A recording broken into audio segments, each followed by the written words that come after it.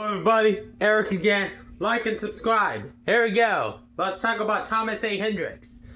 Thomas Andrews Hendricks, September 7th, 1819 to November 25th, 1885, was an American politician and lawyer from Indiana who served as the 16th governor of Indiana from 1873 to 1877 and the 21st vice president of the United States from March 1885 until his death in November of that year.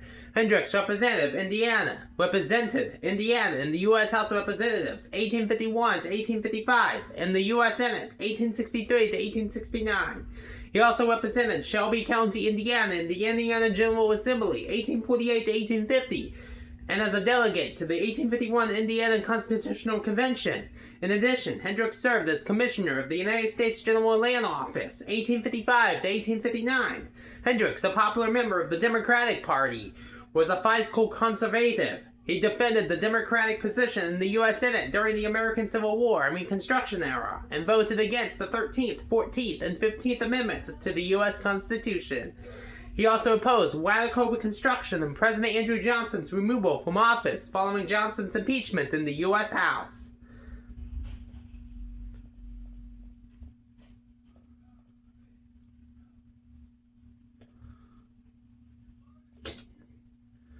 Born in Muskingum County, Ohio, Hendricks moved to Indiana with his parents in 1820. The family settled in Shelby County in 1822. After graduating from Hanover College, class of 1841, Hendricks studied law in Shelbyville, Indiana, and Chambersburg in Pennsylvania. He was admitted to the Indiana bar in 1843. Hendricks began his law practice in Shelbyville, moved to Indianapolis in 1860, and established a private law practice with Oscar B. Hord in 1862. The firm evolved into Baker and Daniels, one of the state's leading law firms. Hendricks also ran for election as Indiana's governor 3 times, but won only once. In 1872, on his third and final attempt, Hendricks defeated General Thomas M. Brown by a merger of 1,148 votes. His term as governor of Indiana was marked by numerous challenges, including a strong Republican majority in the Indiana General Assembly, the economic panic of 1873, and an economic depression.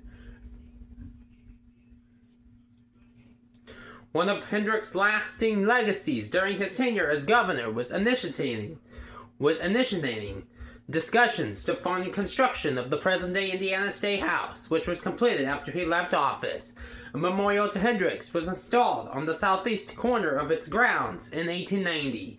Hendricks, a lifelong Democrat, was his party's nominee for vice president as the running mate of New York Governor Samuel Tilden in the controversial presidential election of 1876.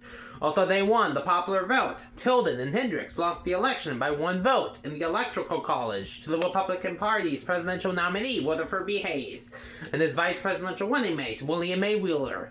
Despite his poor health, Hendricks accepted his party's nomination for vice president in the election of 1884 as Grover Cleveland's running mate. Cleveland and Hendricks won the election, but Hendricks only served as vice president for about 8 months, from March 4th, 1885, until his death on November 25th, 1885 in Indianapolis. He is buried in Indianapolis's Crown Hill Cemetery. Bye for now.